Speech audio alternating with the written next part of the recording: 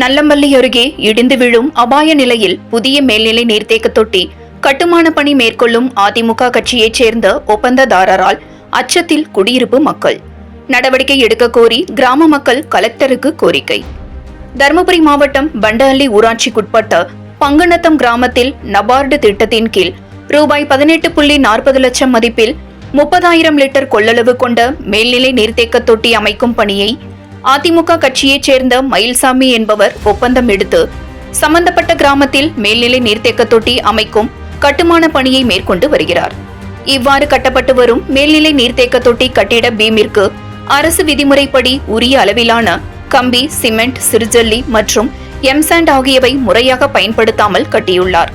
இதனால் தற்போது கட்டி முடிப்பதற்குள்ளேயே கட்டப்பட்டுள்ள காங்கிரீட் பீம்களில் ஆங்காங்கே விரிசல்கள் ஏற்பட்டுள்ளதால் எப்போது இடிந்து விழுமோ என்ற அபாய நிலை உள்ளதாக அப்பகுதி பொதுமக்கள் குற்றச்சாட்டு எழுப்பி உள்ளனர். தரமில்லாமல் கட்டப்பட்டு வரும் மேல்நிலை நீர்த்தேக்க தொட்டியை ஒட்டியே குடியிருப்பு வீடுகள் உள்ளது. இதனால் குடியிருப்பு வாசிகள் அச்ச நிலையில் இருந்து வருகின்றனர். அதிகாரிகள் வராத விடுமுறை நாட்களில் சம்பந்தப்பட்ட ஒப்பந்ததாரர் திட்டமிட்டு மேல்நிலை நீர்த்தேக்க தொட்டி கட்டுமான பணிக்கு தரமில்லாமல் காங்கிரீட் பீம்கள் மற்றும் தொட்டியின் மேல்தரை காங்கிரீட்டுகள் போட்டதால் இந்த அவலம் என கிராம மக்கள் தரப்பில் கூறுகின்றனர்.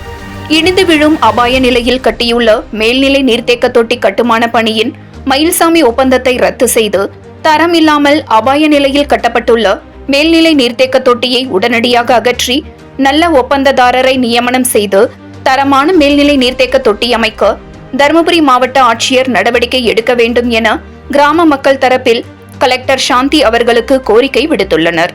நடவடிக்கை எடுப்பாரா தருமபுரி மாவட்ட ஆட்சியர்?